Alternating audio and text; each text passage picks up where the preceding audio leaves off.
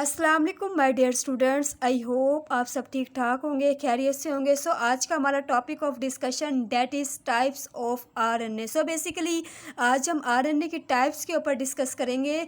RNA की तीन तरह की टाइप्स होती हैं। First one that is messenger RNA, second that is transfer RNA, third that is ribosomal RNA. So first of all हम जो है पहले बेसिक चीज़ें देख लेते हैं, फिर उसके बाद हम अपने टॉपिक की तरफ आएंगे। ठीक हो गया। सो ये आपके एमसीक्यूज़ में पूछ सकते हैं और वाइवे में भी ये पूछ सकते हैं।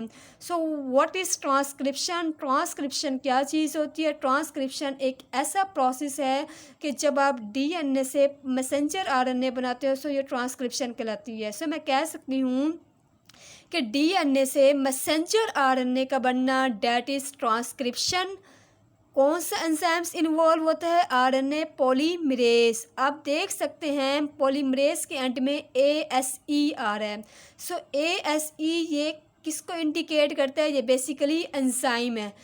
अब आपसे पूछ सकते हैं कि ये कहाँ पे होता है? बेसिकली प्रोसेस ये न्यूक्लियस में होता है। So what is transcription? Transcription एक ऐसा प्रोसेस है कि डीएनए से मैसेंजर आरएनए का बनना that is transcription which involves enzymes that is RNA polymerase which is present in nucleus. Second आपके पास है ट्रांसलेशन। मैसेंजर आरएनए से प्रोटीन का बनना that is translation which enzymes involve that is peptidyl transferase which is present in cytoplasm. उसके बाद है reverse transcription. ये आपके पास है ट्रांसक्रिप्शन। इसका अगर मैं उलट कर दूं, इसको मैं रिवर्स कर दूं, तो ये क्या बन जाएगा? Reverse transcription. सो मैं कह सकती हूँ डीएनए से मैसेंजर आरएनए बनना ट्रांसक्रिप्शन, अगर मैसेंजर आरएनए से डीएनए बनना सो रिवर्स ट्रांसक्रिप्शन। सो आप देख सकते हैं मैसेंजर आरएनए से डीएनए का बनना that is reverse transcription which involves enzymes that is reverse transcriptase which is present in cytoplasm.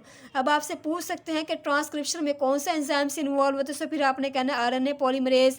Translation में कौन सा एंजाइम्स इन्वॉल्व होता है? फिर आपने कहना है पेप्टिडाइल ट्रांसफरेज। इसी तरह रिवर्स ट्रांसक्रिप्शन में कौन सा एंजाइम्स इन्वॉल्व होता है? Reverse transcriptase. ये कहाँ पे हो रहा होता है? बेसिकली साइटोप्लाज्म में हो रहा होता है।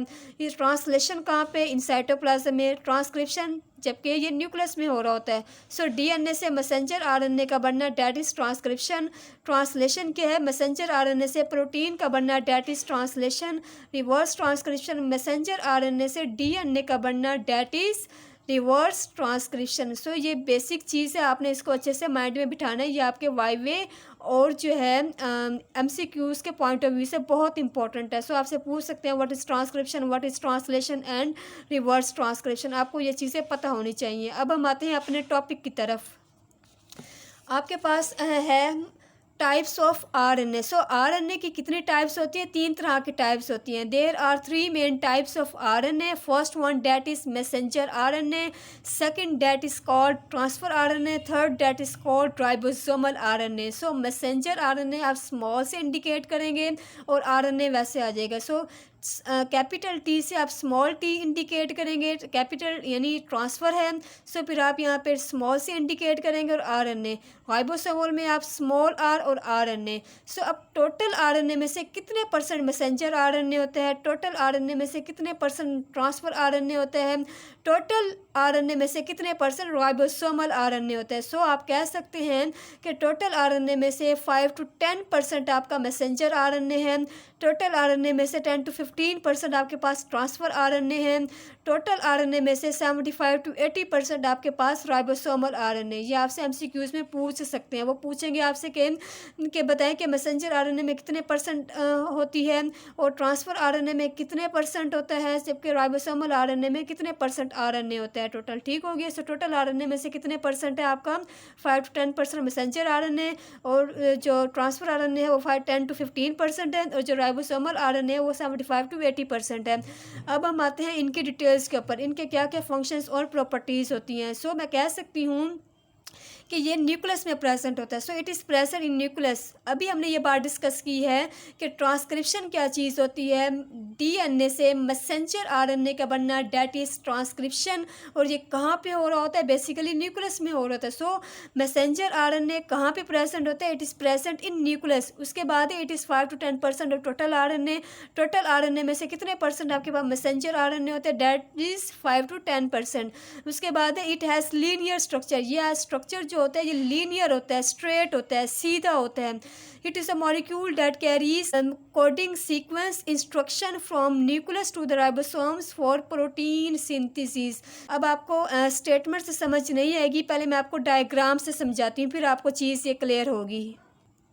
आप ये देख सकते हैं, आपके पास ये डायग्राम है। ये बेसिकली क्या है? मैसेंजर आरएनए, ट्रांसफ़र आरएनए और राइबोसोमल आरएनए। अब मैं आपको इसका डिफरेंस बताती हूँ। ये आपके पास है राइबोसोम्स। ये आपको ब्लू कलर का पोर्शन नज़र आ रहा है, डेट इज़ राइबोसोम्स। ठीक हो गया? राइबोसोमल आरएनए ये वो फैक्ट्री होती है जहाँ पे प्रोटीन की फॉर्मेशन होती है। ये ब्लू कलर का पोर्शन नज़र आ रहा है, इसका मेन फंक्शन क्या है? ये राइबोसोम्स है। बेसिकली राइबोसोम्स क्या होते हैं?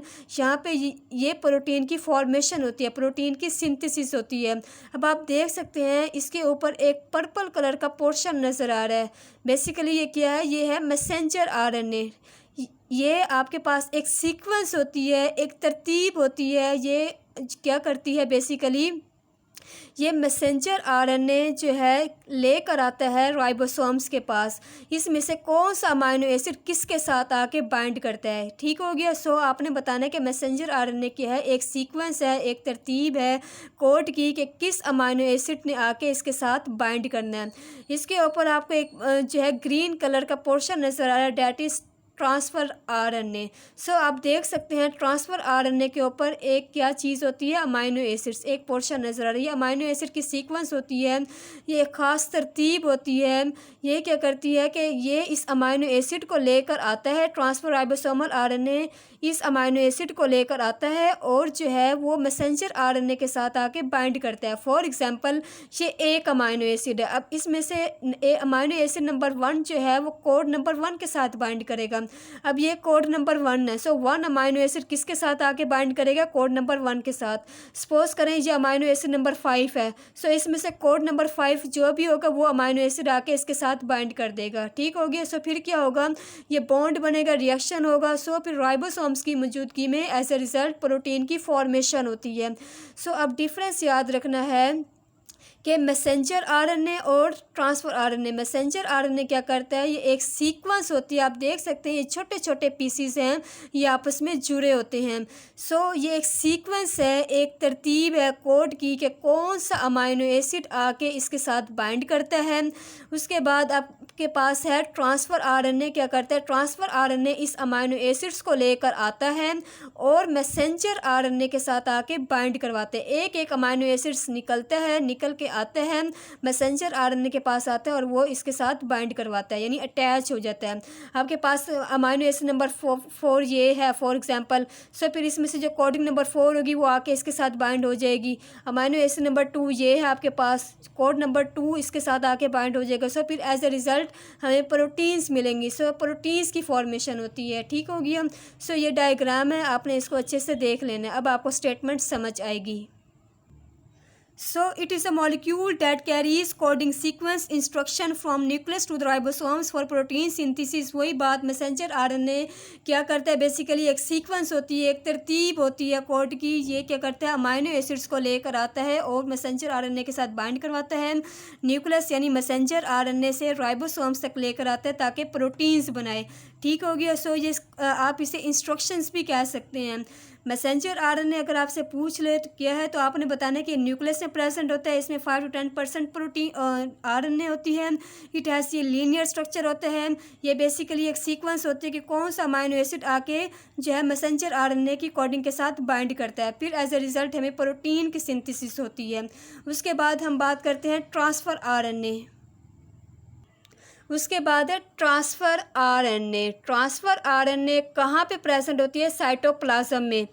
So it is 10 to 15% of total RNA। It is L shape, ये एल शेप की होती है, 3D structure, diamond like structure होता है।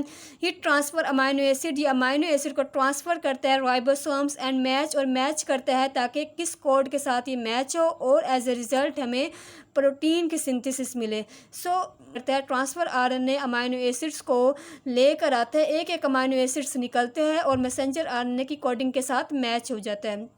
फिर एज अ रिज़ल्ट राइबोसोम्स की मौजूदगी में प्रोटीन की सिंथेसिस होती है। So it transfer amino acids to ribosomes and match then to coded messenger RNA for protein synthesis। इस राइबोसोम्स के ऊपर मैसेंजर RNA था, मैसेंजर RNA में कोड था बेसिकली, और ये चेक करता है कि कौन सा अमाइनो एसिड किस कोड के साथ जुड़े तो प्रोटीन बन जाए। ठीक हो गया। So it डिकोड्स messenger RNA sequence. Messenger RNA में जो तरतीब थी वो इस कोड को तोड़ता है, ब्रेक डाउन करता है और अमाइनो एसिड को वहाँ पे अटैच करवाना शुरू करता है। अगर आप ये लाइन ना भी लिखना चाहे तो भी यहाँ तक इनफ है। उसके बाद है राइबोसोमल RNA। राइबोसोमल RNA कहाँ पे प्रेजेंट होता है? राइबोसोम्स में प्रेजेंट होता है। It is 75 to 80% of total RNA। Total RNA में से कितने परसेंट राइबोसोमल RNA होते हैं? That is 75 to 80%। इसका मेन फंक्शन क्या होता है? प्रोटीन की सिंथेसिस। आप देख सकते हैं मेन फंक्शन क्या है? प्रोटीन्स की सिंथेसिस है। So it is involve in protein synthesis. ठीक हो गया। सो आज हमने पढ़ा के टाइप्स ऑफ RNA की बेसिकली 3 टाइप्स होती हैं, messenger RNA, transfer RNA and ribosomal RNA। ठीक हो गया। आई थिंक सो आपको आज का लेक्चर समझ आ गया होगा। अगर किसी का कोई क्वेश्चन है तो वो मुझसे क्वेश्चन कर सकते हैं। I am here to answer you. अगर आपको वीडियो पसंद आती है so please like this video and subscribe my channel. Thank you so much. अल्लाह हाफिज़।